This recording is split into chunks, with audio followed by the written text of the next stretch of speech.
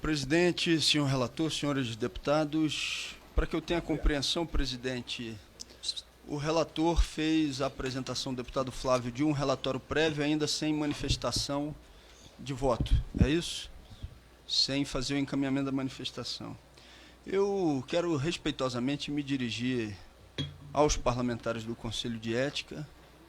Não procurei nenhum parlamentar para tratar da questão, não procurei o relator na matéria, deputado Flávio, não por desrespeito ou por algum tipo de falta de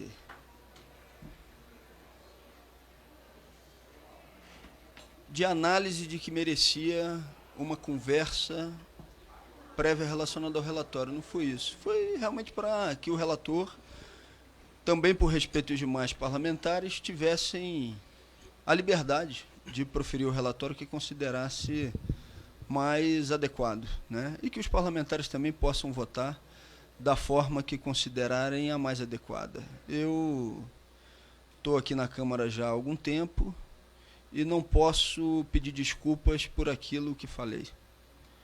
E, nesse momento, vou reafirmar aquilo que já disse. Considero que o arquivamento dessa matéria é necessária por uma defesa de prerrogativa parlamentar relacionada à imunidade de fala.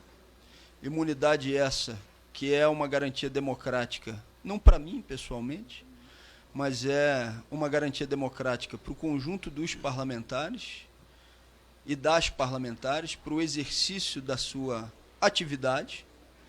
Esse foi o primeiro argumento que eu utilizei.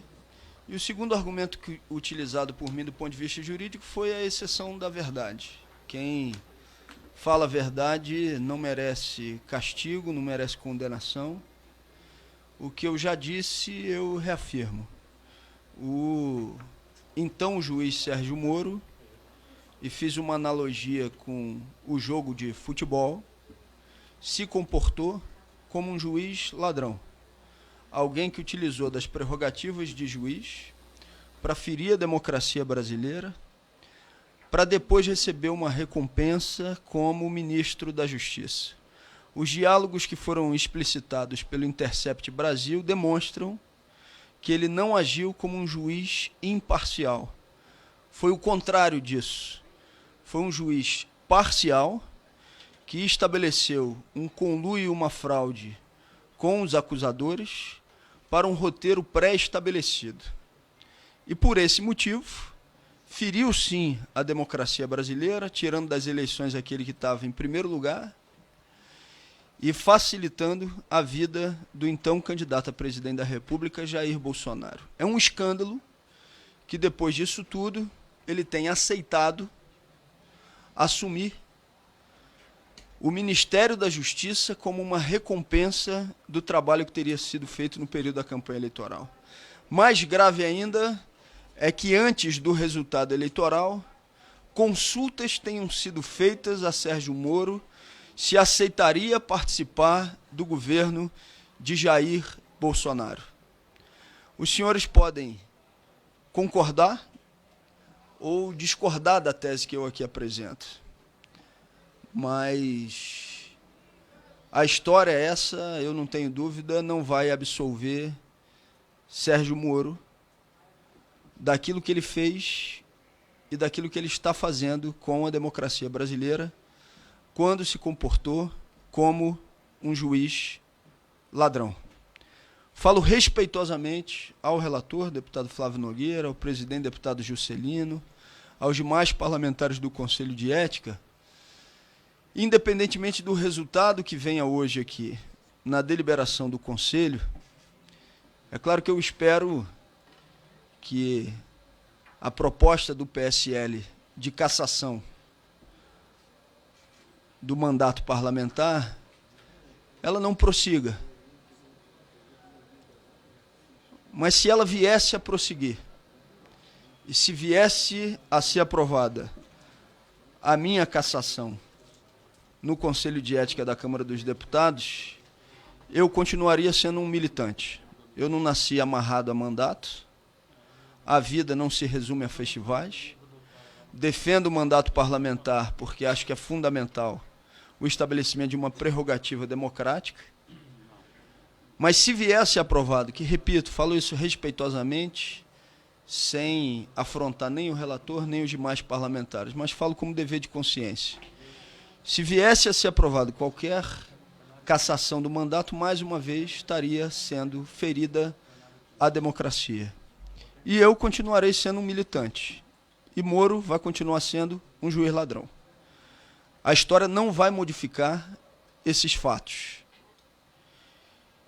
E é exatamente por isso que eu não gostaria de estar nesse momento no Conselho de Ética fazendo uma defesa de algo que, obviamente, é uma retaliação política daqueles que não aceitam que verdades sejam proferidas contra aqueles que precisam ouvi-las.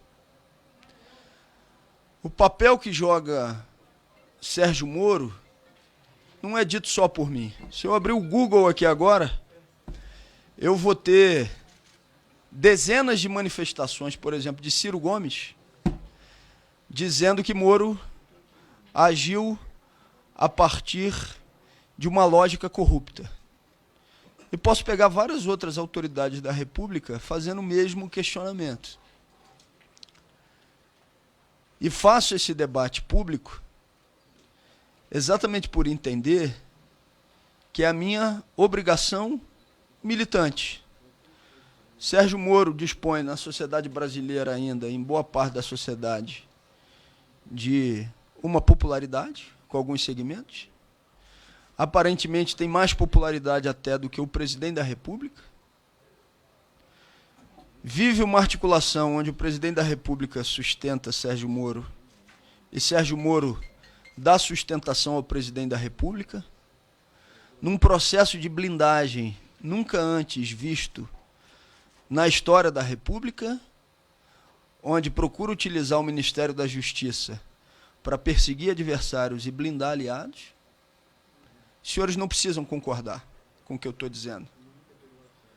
Mas a imunidade de fala me dá a garantia de dizê-lo. E eu não vou mentir para os senhores no Conselho de Ética. Eu podia traçar uma tática ou uma estratégia de apaziguamento, de aqui fazer uma fala diferente, mas eu vou sair dessa reunião e vou continuar dizendo as mesmas coisas. Eu não vou modificar aquilo que me atravessa como convicção e como necessidade de um debate político que precisa necessariamente ter esses elementos em cima da mesa. Senhoras, senhores parlamentares e todos aqueles que estão acompanhando o Conselho de Ética nesse momento, avalio com tranquilidade o resultado que vier do relatório e o posicionamento que vier das senhoras e dos senhores parlamentares. Não terá, da minha parte, de maneira alguma, qualquer tipo de manifestação que tenha caráter pessoal contra qualquer parlamentar que venha a falar ou a proferir decisões, votos, manifestações divergentes com a minha. O que eu vou continuar fazendo é a luta política. Todo final de semana eu me comprometo com mim mesmo, eu faço a promessa de que na semana seguinte eu não vou me estressar no exercício da atividade parlamentar. E toda semana eu tenho descumprido aquilo que eu me comprometi comigo durante o fim de semana. E faço isso porque exerço atividade política, pública, o mandato parlamentar por inteiro. Eu não consigo fazer o exercício do mandato parlamentar pela metade. Eu lembro quando eu cheguei aqui em 2009, no primeiro pronunciamento que fiz no plenário da Câmara dos Deputados, que as pernas tremiam, o joelho batia um com o outro, mas que o tempo fez com que eu tivesse a convicção de que o mandato parlamentar que eu estava exercendo não era diferente de quem tivesse, como eu tenho hoje, como estou no 4º mandato parlamentar, de qualquer outra pessoa. Não é diferente. Todos aqui têm que ter a prerrogativa do exercício pleno do seu mandato parlamentar, para representar aqueles que confiaram o seu voto, que confiaram publicamente, para que esse mandato pudesse ser exercido. Eu não posso exercer um mandato parlamentar pela metade. Eu não posso desconectar o que eu sou da minha figura pública. Eu não posso ter a minha figura pública aqui e o que eu sou e o que eu defendo aqui. A minha figura pública e o que eu sou tem que estar cada vez mais aproximado. E esse é um exercício cotidiano que eu procuro realizar, né? E fico satisfeito ou feliz de ter um embate que seja duro contra um outro parlamentar? Não. Isso não é causador para mim de alegria, regozijo. Não, não é. Mas vou deixar de fazê-lo sempre que achar necessário para representar quem confia no exercício do meu mandato parlamentar, não deixarei de fazê-lo. Então, presidente Juscelino, relator deputado Flávio Nogueira, deputados e deputadas, me desculpem se eu não posso ter aqui uma posição diferente daquela que tive. E reafirmo aquilo que já falei. Defendo o mandato aqui com toda a força, por considerar que a imunidade de fala é uma prerrogativa parlamentar que não pode ser desrespeitada, e defendo também como tese jurídica a exceção da verdade. Quem fala a verdade não merece punição. Se esse Conselho considerar que essa tese que eu apresentei merece prosperar, agradeço que se arquive e que se continue a luta política.